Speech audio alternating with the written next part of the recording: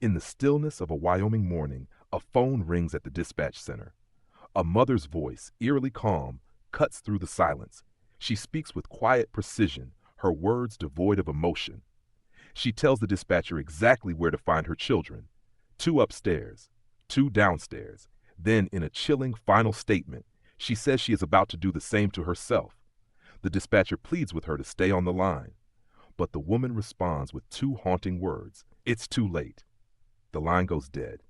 By the time first responders arrive, the house is unnervingly quiet. Inside, a scene so unimaginable awaits them that it will shake this small town to its core. This is the tragic case of Tranyelle Harshman, a devoted mother pushed to the brink, a story of love, loss, and a darkness that no one saw coming. What led to that fateful moment? What demons did she battle in silence? And could anyone have stopped the unthinkable before it was too late? Warning, this case contains disturbing details. Tranyelle Harshman was a mother before anything else. She was 32 years old, a woman whose life revolved around her children, a wife, a caregiver, a protector. In the quiet town of Byron, Wyoming, she was known not for making noise, but for the way she cared for those around her. She had four daughters: Braylee, Olivia, and the twins, Brooke and Jordan. Their names filled her conversations. Their photos filled her phone. She spent hours dressing them in matching outfits, capturing small moments: messy faces after breakfast, giggles from the backseat of the car, tiny hands wrapped around hers. To the outside world, these were the images of a woman devoted to her family. But behind the camera, there was something else, something heavier. Tranyelle had been battling demons long before that February morning. She had been diagnosed with postpartum depression after the birth of the twins. It wasn't just exhaustion or sadness, it was something deeper. The weight of it pressed on her, changing the way she saw the world, the way she saw herself. She spoke about it in quiet moments, sometimes in messages to friends, sometimes in fleeting comments online. "I don't feel like myself anymore. I don't know who I am." Months turned into years, but the feeling never fully left. Then there was PTSD. Her family knew of the struggles, though few outside her home truly understood them. There were things she had been through, experiences that had left scars, not visible ones, but ones that shaped the way she moved through life. The details of her past were not widely known, but what was clear was that she had been fighting something long before she picked up a gun. Cliff Harshman, her husband, had tried to help. He spoke about it later, his words carrying the weight of a man who had lost everything. "My wife was not a monster. This isn't who she was. We were getting her help. We thought she was doing better, and for a time, it seemed like she was. She had been seeing doctors. She had been given medication. There were moments when the light seemed to return to her eyes, when she laughed the way she used to, when she played with her daughters as if nothing was wrong. But something was wrong. There were signs, small ones, subtle enough to go unnoticed. Tranyelle began withdrawing. The social media posts that had once been filled with updates about her children became less frequent. She stopped answering messages from friends as quickly. The conversations she once had with ease became shorter, more distant. In one of her last Facebook posts, she shared a picture of her daughters. Their faces were bright, smiling, untouched by the sadness that had taken hold of their mother. The caption beneath it was simple: "They are my whole world." No one could have known that, just days later, that world would come crashing down. She had spoken about feeling overwhelmed before, but those who knew her never imagined she would do something like this. Her husband, Cliff, had been working out of state at the time. He wasn't there to see the final moments, to hear the last words she spoke before she picked up the phone and dialed 911. But he had seen the struggle. He had watched the highs and lows, the good days and the bad. "As angry as I am with her, I still love her," he said later. "We lost her too." And then there was Olivia, the 7-year-old who had survived, the only one left to tell the story, though whether she would ever be able to remember that morning, to put into words what she had seen, remained unknown. Her biological father, Quinn Blackmer, had been the first to say it out loud: "I'm furious. I don't understand it, and I never will." But there was something about the way he said it, a hesitation, a grief that ran deeper than just anger. Because as much as the world wanted someone to blame, those closest to Tranyelle knew this wasn't just about a choice. This was a woman who had been sick, a woman who had lost a battle no one could fully see. Her final call to 911 had been calm, measured, the voice of a woman who had already made up her mind. The dispatcher had tried to keep her on the line, had pleaded with her to hold on. But Tranyelle had said only 2 words before she hung up. It's too late. For those left behind, the question still lingers. Could anything have stopped her, or had the world lost her long before that day? The morning of February 10th began like any other in Byron, Wyoming. The town stirred awake in the usual way, farmers stepping out onto their land, school buses rolling down empty roads, the occasional neighbor greeting another from across a driveway. The air was crisp, carrying the weight of winter's lingering presence. Inside the Harshman home, however, the day was unfolding in silence. Tranyelle Harshman was alone with her children. Her husband, Cliff, was away, working out of state. It wasn't unusual.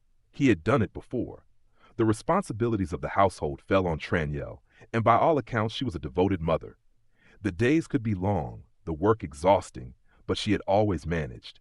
That morning, however, something felt different. The children, Brooke, Jordan, Brayley, and Olivia, had been sick. A flu had worked its way through the household, leaving them weak, tired, confined indoors. Their laughter, their energy had been subdued in recent days. Fevers ran high, small voices called for their mother throughout the night. And so on this day, they did not go to school. They remained inside, the walls of their home shielding them from the cold outside. There were no signs of distress, no messages sent, no calls made. If Tranyelle struggled with her thoughts, she did so in silence. Sometime that morning, she made a decision. The details of what happened next would only be known through a single phone call. At 10:16 a.m., a call was placed to 911. The voice on the other end was quiet, measured. "This is Tranyelle Harshman," she said. "I need to report something." There was no panic, no erratic breathing. "Where are you calling from, ma'am?" "My home. My children are here." A pause. "Are they hurt?" Another pause. "They're gone." Silence stretched across the line. The dispatcher, now alert, asked for more details. Tranyelle's voice remained calm as she gave them. "2 are upstairs in their cribs. 2 are downstairs in the bedroom. I will be in the master bedroom." "Ma'am, can you stay on the line with me?" "No, it's too late." The dispatcher's voice grew urgent. "Tranyelle, listen to me. Help is on the way. Stay with me." The call ended. For a moment, there was nothing but silence in the dispatch room. Then the urgency set in. Officers were immediately dispatched to the home. First responders arrived minutes later, their sirens cutting through the quiet town. Neighbors who had been going about their morning now found themselves frozen at their windows, watching as law enforcement flooded the street. The door was unlocked. Inside, the house was still. The officers moved cautiously, their boots pressing against the hardwood floor. The scent of the home lingered. Laundry detergent, the faint trace of something sweet, something warm, the way homes with children often smell. But beneath it, the weight of something irreversible filled the air. They followed the instructions she had given. 2 children upstairs, in their cribs. Twins Brooke and Jordan, only 2 years old. Their small bodies motionless beneath blankets. 2 children downstairs in the shared bedroom. Brayley, 9 years old. Olivia, 7. But Olivia was still alive. Breathing, but barely. In the master bedroom, Tranyelle was found. The weapon beside her, a single gunshot wound. She was still clinging to life, but slipping fast. Paramedics worked quickly. Olivia was rushed out first, placed into an ambulance, then airlifted. Her condition critical. Tranyelle followed. But by the time she reached the hospital, it was too late. Word traveled fast. Neighbors gathered on the street, their faces frozen in disbelief. Law enforcement officers, some of them fathers themselves, stood outside the home, their shoulders heavy. The town of Byron had never seen something like this. By noon, the news had reached her husband. By nightfall, the weight of what had happened settled across the town, a silence unlike any other. There would be questions, there would be anger, there would be grief so deep it had no name. But in that moment, as the sun set over the Wyoming plains, there was only one undeniable truth. 4 children had been in that house. Only one had survived. The sky above Wyoming was cold and clear on the afternoon of February 10th. The town of Byron, still reeling from the events of that morning, remained quiet. But at a hospital miles away, a battle was unfolding. One fought not with weapons, but with machines, sterile gloves, and the steady hands of surgeons. 7-year-old Olivia Blackmer had been found in the downstairs bedroom of the Harshman home. Unlike her sisters, she was still alive, but barely.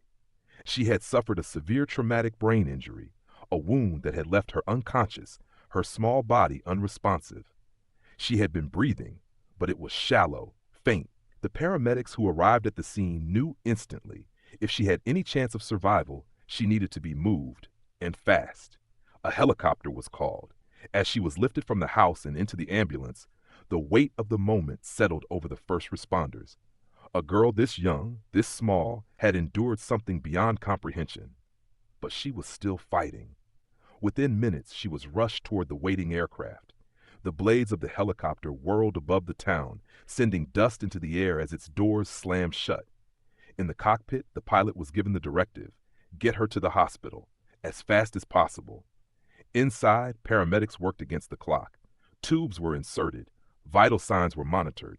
Her body, weak and fragile, remained still beneath a tangle of wires. Time was running out. At that same moment, Quinn Blackmer, Olivia's biological father, received a phone call. What was said in those first few seconds would remain a blur.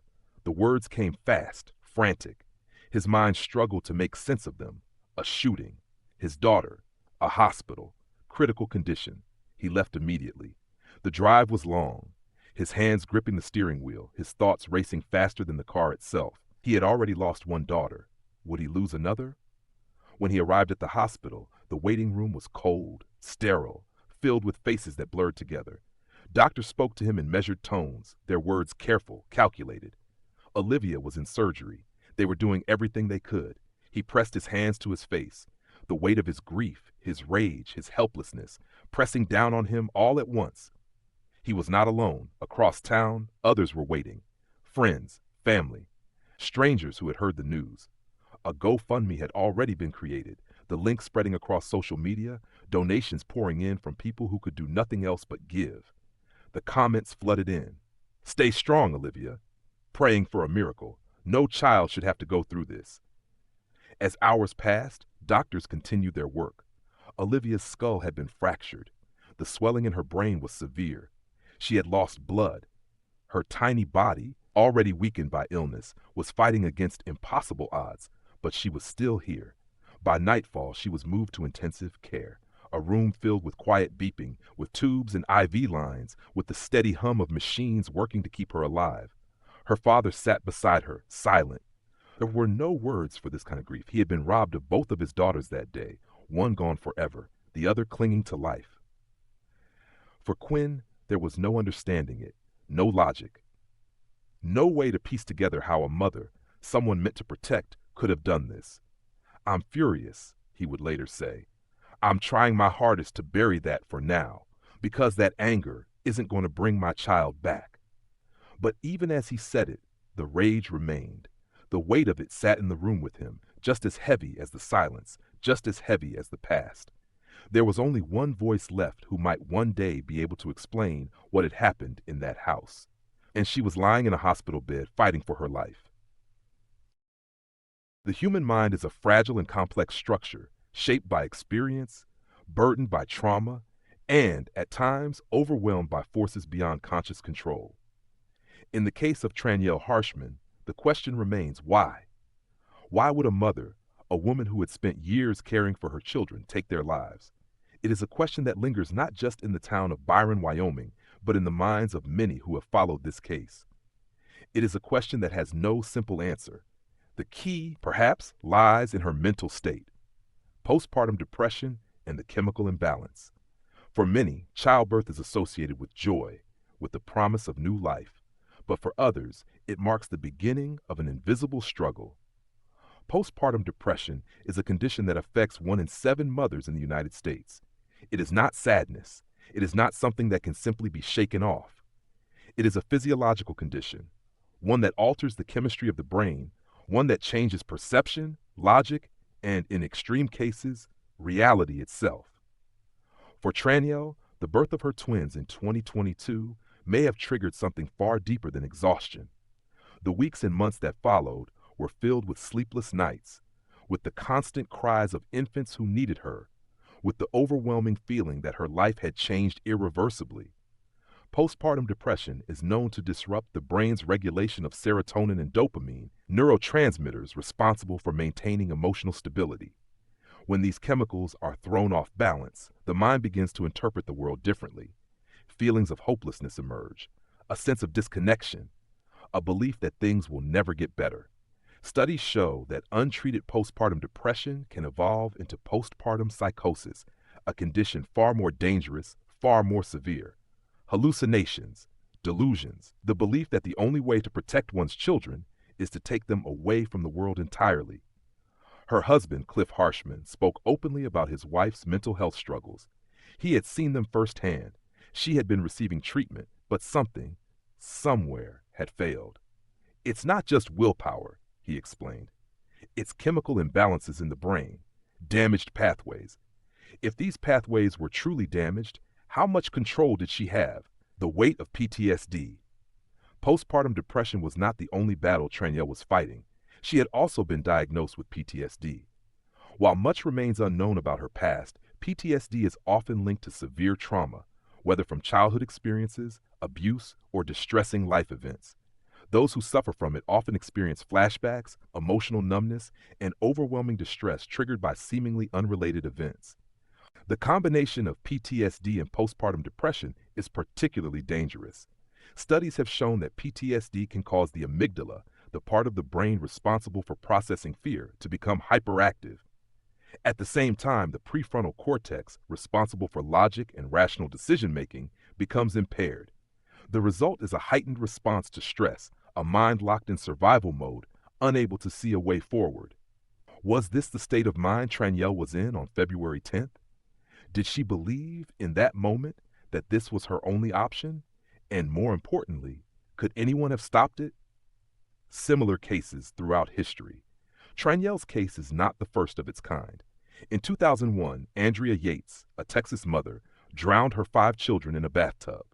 Like Tranyelle, she had struggled with postpartum depression and psychosis. She later explained that she believed she was saving them from a life of suffering. In 1994, Susan Smith strapped her 2 sons into a car and let it roll into a lake. In both cases, the women were described as loving mothers before their crimes. Their mental illness had driven them to an unspeakable act. Did Tranyelle fall into this same psychological state? Warning signs, were they there? For many, hindsight is cruel. In the days that followed the tragedy, family, friends, and the community searched for answers. Had there been signs? Had there been warnings?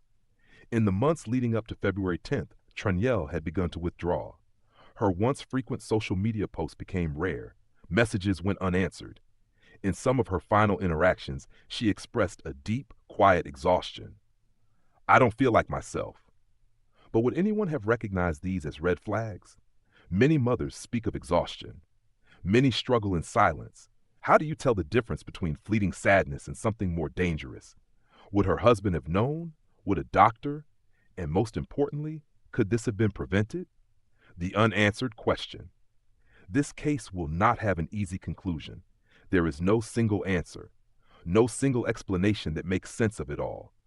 What remains is a tragedy, a family torn apart, a community left with grief, and a 7-year-old girl, the only survivor, who may one day ask the question herself. Why did my mother do this? The town of Byron, Wyoming had always been quiet. Days passed with little more than the sounds of the wind moving across the fields, the hum of a passing truck, the distant chatter of neighbors exchanging pleasantries. But now, an unnatural silence had settled over the town, one that stretched from the streets to the doorstep of the Harshman home, where tragedy had left an irreversible scar. The house stood as it had before, its walls intact, its windows reflecting the afternoon light. But something was missing. The voices of children, the echoes of tiny footsteps running down the hallway, the sound of life. Inside, the remnants of a family remained frozen in time. The small cribs upstairs, still covered with soft blankets. The toys scattered in the living room, untouched. The kitchen table where meals had been shared, now empty. There was nothing left here but absence. And for the two men who had once called this family their own, that absence was unbearable. The father's grief, Cliff Harshman, had lost everything. His daughters, his wife, the life he had built within these walls. For days he could barely speak. He remained in Wyoming as the details of the case unfolded, his face hollow with grief. There was nothing to return home to. His home no longer existed in the way it once had. When he finally did speak, his voice was heavy, slow, measured. "She wasn't a monster," he said. "I lost her too." It was a statement few could understand. The world outside saw one thing, a mother who had taken the lives of her children. But Cliff saw the woman he had known before the darkness took over, a woman who had once loved without condition, a woman who had needed help, help that, somewhere along the way, had failed her. His grief was not just for his daughters, but for Tranyelle herself. The woman he had married, the mother of his children, now remembered for an act he could never reconcile. "This wasn't her," he repeated, but the world would always see it differently. Quinn Blackmer, a father's rage. Miles away in a hospital room, Quinn Blackmer sat beside his surviving daughter, Livia. The child who had endured the unthinkable, the one who had somehow survived. Her small body lay still, connected to tubes, her chest rising and falling with the rhythm of machines. He had already lost Braley, his 9-year-old daughter, gone. The weight of it all settled on him in a way that could never be fully expressed. He had seen grief before, but nothing like this. And then there was the anger. "I'm furious," he admitted, "but that anger won't bring my child back." It was a statement of brutal truth. There was no justice here, no outcome that would ever make this right, even if he screamed, even if he let the rage consume him. Braley would still be gone. Olivia would still be fighting for life. And Tranyelle, the woman who had done this, was no longer here to face the consequences. There would be no trial, no verdict, just a silence that stretched endlessly forward. A town shaken. Byron had never experienced something like this. The town had seen its share of loss, accidents, illness, the kind of tragedies that were met with quiet grief and collective mourning. But this was something else entirely. At first, people struggled to comprehend it. The shock came first, then the whispers. At the gas station, in the aisles of the grocery store, in the small church that had once been a place of comfort, everywhere, the same hushed conversations. How could this happen? Did anyone see this coming? She seemed like such a good mother. Questions. Endless, unanswerable questions. The Harshman home remained untouched for days after the tragedy, a place no one dared approach, as if stepping too close might allow the weight of what had happened there to seep into their own lives. Flowers were left on the sidewalk, small offerings from neighbors who had no words. At the school there were empty desks, desks that once belonged to Braley and Olivia. Children who had once been their classmates sat in quiet confusion, their teachers struggling to explain something that could never fully be explained. And for the first time, the town of Byron felt like a place where people locked their doors at night. The empty house. Inside the Harshman home, time had stopped. The toys remained where they had been left. The girl's jacket still hung by the door. The scent of laundry detergent still clung to the air, as if waiting for someone to return and finish folding the clothes. But no one would return. There would be no more tiny footsteps running through the halls, no giggling voices at bedtime, no stories read aloud in the soft glow of a nightlight. The house stood silent, a place once filled with warmth, now a graveyard of memories, a haunting truth. For all the grief, all the unanswered questions, there was one truth that remained. Tranyelle Harshman had suffered. Her mind had turned against her, and in the end, she had taken everything with her. Her daughters, herself, the life she had once built. The world would remember the crime. But those who had known her before that day would remember the woman she had been before the darkness consumed her. And so the house remained, silent, a place where the past could never be rewritten, a place where time had stopped forever. Final questions.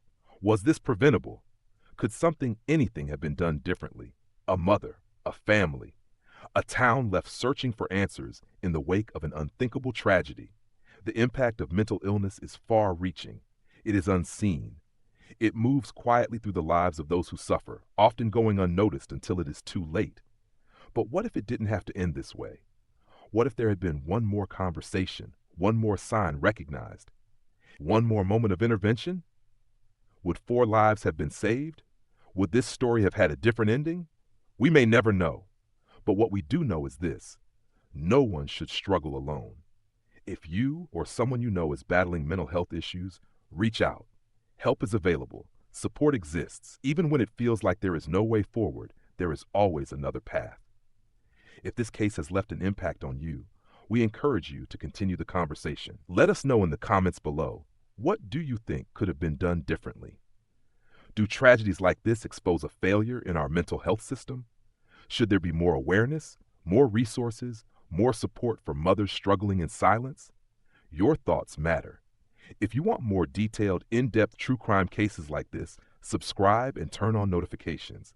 Because stories like these, stories of heartbreak, loss, and the search for answers, need to be told.